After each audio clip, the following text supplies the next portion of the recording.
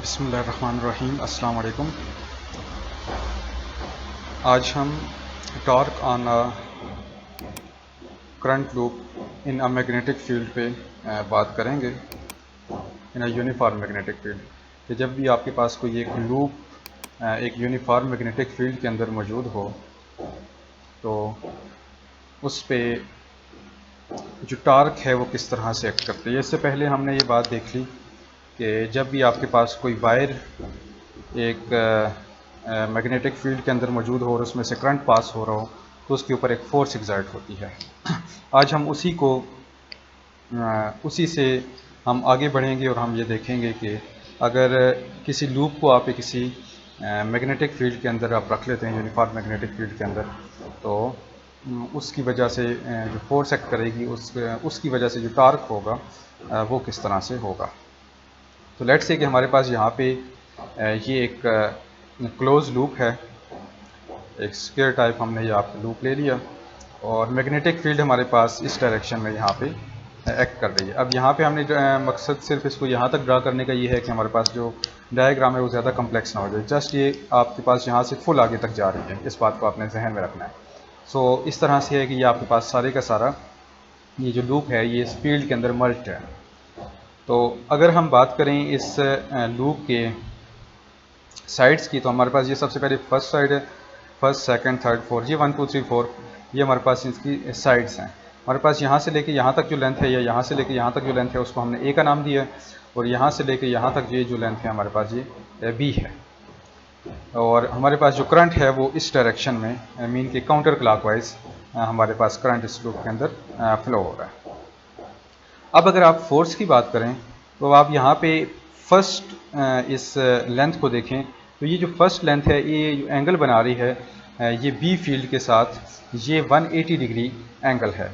तो अगर आप अपने उसी फोर्स के फार्मूले की तरफ चले जाएं, F equal to q b I l b की तरफ, आई एल क्रॉस बी की तरफ, तो हम अगर उसको यहाँ पे थोड़ा सा लिख सकें तो हम यहाँ पे इसको लिखने की कोशिश करते हैं।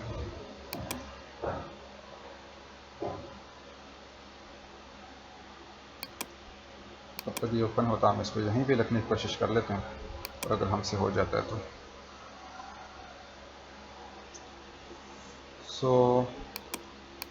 यहाँ पे F इज़ इक्वल टू, हमने इस F को हम जस्ट इस F को देख लेते हैं, इसको हम F1 का नाम दे देते हैं। F1 is equal to I, और उसकी जो लेंथ है वो लेंथ हमारे पास यहाँ पे जो है वो B से रिप्रेजेंट हमने की है, B I l b I b, और जी हमारे पास कैपिटल P जो मैग्नेटिक फील्ड है, और साथ में आपके पास साइन ऑफ यहाँ पे जो हमारे पास एंगल बन रहा है बी फील्ड के दरमियान और ये इस लेंथ के दरमियान, ये हमारे पास जो एंगल बन रहा है ये 180 डिग्री बन रहा है, 180 डिग्री। और ये हमारे पास जो चीज़ होती है ये हमारे पास ज़ीरो होती है, लिहाजा F1 जो होगा वो हमारे पास ज़ीरो हो जाएगा।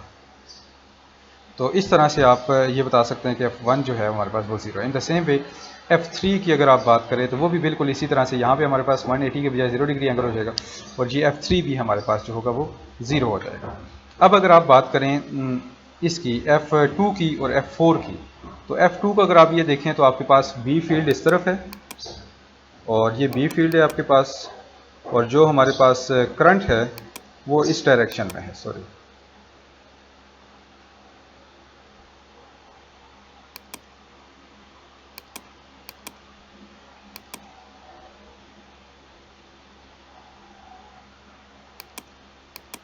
जो बी फील्ड की डायरेक्शन है वो इस तरफ है, और जो हमारे पास करंट की डायरेक्शन बन रही है वो इस तरफ बन रही है। तो अब ये इन दोनों के दरमियान आप देख सकते हैं कि एंगल जो है वो 90 डिग्री है, तो इसके ऊपर एक फोर्स लगेगी, और वो क्या होगी, वो होगी F1 इज इक्वल टू आई, और इसकी जो लेंथ है वो हमने कहा कि A है, आई ए बी, और साइन ऑफ 90 डिग्री जो होता है वो 1 होता है। तो हमारे पास F2 जो होगी वो कुछ इस तरह से हो जाएगी। इन द सिमिलरली जो हमारे पास F4 होगी वो भी इसी तरह से होगी, आई ए बी ही होगी। तो इस तरह से F2 और F4 के ऊपर हमारे पास फोर्स लग रही होगी, जबकि F1 ये आपके पास फर्स्ट और थर्ड लूप के ऊपर हमारे पास फर्स्ट और थर्ड लेंथ के ऊपर आपके पास फोर्स नहीं लग रही होगी। अब अगर आप बात करें तो हमने फोर्स की डायरेक्शन को मेजर करना है कि हमारे पास जो फोर्स की डायरेक्शन होगी वो किस तरह से होगी। तो अब आपने फिर वही आपने राइट हैंड रूल यूज़ करना है और उसके में आप ये करेंगे कि आप जस्ट अपने फिंगर्स को इस डायरेक्शन में, अगर आपने 4 के ऊपर फाइंड करनी है तो आप इस डायरेक्शन में आई की तरफ ले जाएं अपने फिंगर्स को और उनको कर्ल कर दें इस डायरेक्शन में, क्योंकि फील्ड आपके पास इस डायरेक्शन में। तो इस तरफ ले जाने के बाद आप अपने फिंगर्स को इस तरफ कर्ल कर लेंगे तो आप ये देखेंगे कि आपके पास जो थंब है वो इन टू द पेज, मतलब आपसे दूर जा रहा है। तो अगर आपके पास इस तरह से होगा तो आपके पास जो थंब होगा वो दूर जा रहा होगा। तो मतलब इसका मतलब ये है कि ये जो फोर्स के ऊपर जो फोर्स लग रही है, ये जो 4 आपके पास लेंथ है, इसके ऊपर जो फोर्स लग रही है वो इन टू द पेज है। तो इन टू द पेज के लिए आप जो रिप्रेजेंट करते होते हैं वो क्रॉस से रिप्रेजेंट करते होते हैं, मतलब ये इन टू द पेज फोर्स लग रही है 4 लेंथ के ऊपर। इन द सेम वे अगर आप यहाँ पे देख लें तो आप अगर करंट की डायरेक्शन में फिंगर्स को लेके जाएं और बी फील्ड की तरफ आप उनको बेंड कर दें तो उस केस में भी ये होगा कि आपकी जो फोर्स होगी वो आप देखेंगे कि वो आउट ऑफ द पेज लग रही होगी। यहाँ पे इन टू द पेज और यहाँ पे जो फोर्स होगी वो आउट ऑफ द पेज लग रही होगी। और अगर आप यहाँ पे इसको देखें तो फिर ये एक कपल की सूरत में आपको मिल जाएगा। और इसको हमने थोड़ा सा सिंप्लीफाई 2D डायग्राम के अंदर सिंप्लीफाई करने की कोशिश की है और ये कुछ इस तरह से हमें मिला है। अब इस तरह है कि फोर्स के ऊपर इनटू द पेज लग रही है और आउट ऑफ द पेज लग रही है इसके ऊपर, और ये जो है ना ये रोटेट करेगा, इस तरह से रोटेट करेगा कि ये जो है ये हिस्सा आपकी तरफ आ रहा होगा और ये जो हिस्सा है ये आपसे दूर जा रहा होगा। तो ये इस तरह से ये रोटेट करने की कोशिश करेगा। और अगर आप यहाँ पे ये देखें तो ये b/2 है और यहाँ पे भी हमारे पास ये जो b/2 हो जाएगा, क्योंकि ये फुल हमारे पास b है तो यहाँ पे हमारे पास ये b/2 और यहाँ पे हमारे पास b/2 हो जाएगा। तो F4 b/2 और F2 b/2। तो आपको ये बात पता है कि आपके पास जो टार्क होती है वो R क्रॉस F होती है। तो R जो होता है ये सेंटर से लेके उस फोर्स के लगने तक का डिस्टेंस होता है और आपके पास जो फोर्स होती है वो आपके पास यहाँ पे F4 और F2 है। लिहाजा अगर आप टार्क को डिफाइन करना चाहते हैं तो जो टार्क यहाँ पे होगी वो उसको अगर मैं यहाँ पे लिखना चाहूँ तो मैं कुछ इस तरह से लिख सकता हूँ कि लेट से मैं यहाँ पे इसका थोड़ा सा विड्थ है उसको इंक्रीज कर लेता हूँ। तो यहाँ पे जो फोर्स मैं लिखूँगा वो फोर्स होगी, लेट्स से कि F4 के लिए लिखता हूँ तो ये मेरे पास जो F4 होगी, लेट्स से कि इसको F4 is equal to sorry हम इस F4 की वजह से टार्क लिखने जा रहे हैं। तो इस F4 की वजह से टार्क अगर मैं लिखने जा रहा हूँ तो लेट्स से कि यहीं पे हम इसको लिखने की कोशिश करते हैं। तो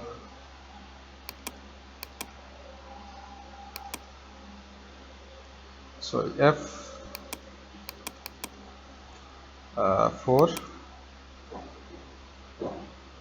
मल्टीप्लाइड बाय या क्रॉस b/2 ये हमारे पास जो होगी ये टार्क हो जाएगी। टार्क को लेट से कि हम टा के साथ रिप्रेजेंट कर देते हैं। तो ये जो क्रॉस है और b/a आप देख सकते हैं कि ये आपके पास जो b/a बन रहा है उसकी डायरेक्शन ये बन रही है और जो फोर्स है वो इस तरफ से लग रही है आपके पास। तो इनकी जो आपस में एंगल होगा वो 90 होगा। तो ये क्रॉस की वजह से आपके पास आ जाएगा 1 आ जाएगा, साइन ऑफ थीटा 1 हो जाएगा। तो F4 b/2 ये आपके पास जो हो जाएगी ये टार्क 4 का नाम है, आप इसको दे सकते हैं, ये टार्क 4 है आपके पास। तो इस तरह से अगर आप इसको यहाँ पे देखना चाहें तो ये हमारे पास ये टार्क 4 और टार्क 2 बिल्कुल इसी तरह से हमने इनको लिख दिया है। उसके बाद अगर आप फोर्स की बात करें तो फोर्स आपके पास जो थी वो IAB थी। तो आपने जस्ट फोर्स को हमने यहाँ पे IAB से रिप्लेस कर दिया और IAB b/2 हो जाएगा, IAB b/2 हो जाएगा। तो इसको अगर आप ऐड अप कर लेते हैं तो IAB स्मॉल b और साथ में कैपिटल B आपके पास ये टार्क आ जाएगी। और एक अगर आप यहाँ पे देखें तो ये आपके पास लेंथ बनती है और B जो है ये विड्थ है। तो लेंथ इंटू विड्थ जो होती है वो हमारे पास एरिया होता है। लिहाजा हमने इस A मल्टीप्लाइड बाई B को एरिया के साथ रिप्रेजेंट किया और ये हमारे पास टार्क का फार्मूला आ चुका है यहाँ पे। और ये याद रखने कि ये जो है ये मैक्सिमम टार्क है और ये मैक्सिमम टार्क इस वजह से है कि यहाँ पे हमारे पास 90 डिग्री एंगल दोनों के दरमियान बन रहा है। यहाँ पे बी फील्ड के दरमियान, फोर्स के दरमियान और हमारे पास ये जो लेंथ है इसके दरमियान आपके पास यहाँ पे 90 डिग्री एंगल बन रहा है। और इसी तरह से आपके पास फोर्स के दरमियान और लेंथ के दरमियान और बी के दरमियान भी आपके पास यहाँ पे, और फोर्स के दरमियान और बी के दरमियान भी आपके पास यहाँ पे 90 डिग्री एंगल बन रहे हैं। डेट्स वाई ये हमारे पास जो टार्क है ये मैक्सिमम टार्क हमने इसको कह दिया। अब ये भी हो सकता है कि जब ये टार्क अप्लाई होगी तो ये रोटेट करेगा, जब ये रोटेट करेगा तो एंगल जो होगा वो चेंज हो जाएगा। अब जो एंगल होगा वो लेस देन 90 डिग्री हो जाएगा। जब लेस देन 90 डिग्री होगा तो उस केस के लिए फिर यही बात है कि उस केस में फिर आपके पास ये जो बी फील्ड है और ये जो हमारे पास ये लेंथ है, ये आपस में अब पैरेलल पहले थी, लेकिन जब ये रोटेट करेंगी, ये हिस्सा इनटू द पेज जाएगा और ये हिस्सा आउट ऑफ द पेज आएगा, रोटेट करेंगी, तो उस दौरान बी के दरमियान और लेंथ के दरमियान जो एंगल होगा वो सेम नहीं रहेगा। अब जब वो सेम नहीं रहेगा तो फिर ये होगा कि इनके ऊपर फोर्स एक्ट करना शुरू कर देगी। अब इसके ऊपर जो फोर्स लगेगी और इसके ऊपर जो फोर्स लगेगी वो दोनों आपस में अपोजिट होंगी और इस तरह से वो अपना इफेक्ट जो होगा वो कैंसिल कर देंगे।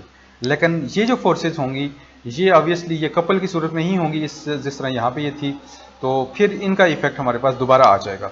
और आल दो कि हम अब फोर्स और टार्क जो होगी वो हमारे पास कम होगी, लेकिन यहाँ पे हमारे पास टार्क प्रोड्यूस होगी।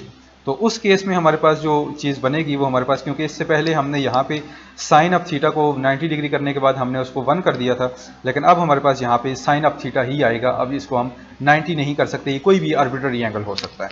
लिहाजा इस केस में आपके पास आई ए बी हो जाएगा, sine of theta as it is साथ में चलेगा, और थोड़ा सा सिंप्लीफाई आप करेंगे तो आपको यहाँ पे टार्क का फार्मूला मिल जाएगा, और ये torque at any angle theta आप फाइंड कर सकते हैं। और इसमें अगर आप 90 डिग्री पुट करते हैं तो आपको मैक्सिमम टार्क का फार्मूला मिल जाएगा, और अगर आप इसमें 0 डिग्री पुट करते हैं तो आपको मिनिमम टार्क या जीरो टार्क का फार्मूला आपको यहाँ पे मिल जाएगा।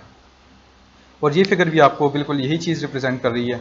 और अगर आप उसके बाद यहाँ पे एक और चीज़, हम एक और कंसेप्ट की तरफ जा रहे हैं, डैट इज़ मूवमेंट आर्म। अब अगर आप इसको इसी फार्मूले से आई A B sine of theta को अगर आप यहाँ पे देखें तो आप कह सकते हैं आई ए क्रॉस बी भी आप इसको लिख सकते हैं, क्योंकि क्रॉस को जब हम हटाते हैं तो साइन थीटा लगाते हैं, साइन थीटा को हटा रहे हैं तो हम इसको क्रॉस लिख सकते हैं।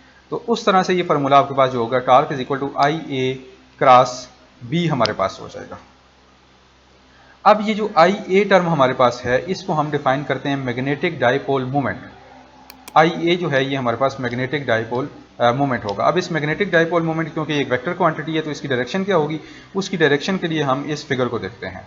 और ये फिगर हमें बताती है कि अगर आपके पास करंट इस तरह से फ्लो कर रहा हो तो अगर आप उस तरफ अपनी कर्लिंग ऑफ द फिंगर अगर आप करंट की डायरेक्शन में कर लें तो ये जो ए होगा, सॉरी ये जो आपके पास थंब होगा, ये मैग्नेटिक डाइपोल मोमेंट की डायरेक्शन और उसके बाद ए की डायरेक्शन को भी, एरिया वेक्टर की डायरेक्शन को भी हमारे पास रिप्रेजेंट करेगा। और अगर आप अपने इस लूप की तरफ आएँ तो इस लूप में अगर आप इस करंट को देखें तो ये इस तरह से फ्लो कर रहा है, इस करंट की जो डायरेक्शन है वो इस तरह से है।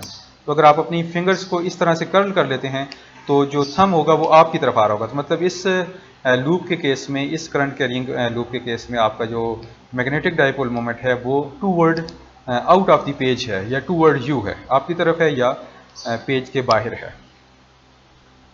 सो ये हमारे पास म्यू है। तो अगर आपके पास एक लूप नहीं है, एक से ज़्यादा लूप्स हैं, तो आप जस्ट n का फैक्टर यहाँ पे ऐड अप कर देंगे, this n will be the number of loops. और ये NIA हमारे पास मैग्नेटिक डाइपोल ये कॉइल का हो जाएगा, क्योंकि कॉइल में एक से ज़्यादा लूप्स मौजूद होते हैं। और इसकी जो यूनिट है वो आपके पास यहाँ पे ऐसा यूनिट है वो एम्पेयर मीटर स्क्वायर है। I is current so its unit will be ampere and A is your area and its unit will be metre square. I area metre square इसकी यूनिट आ जाएगी।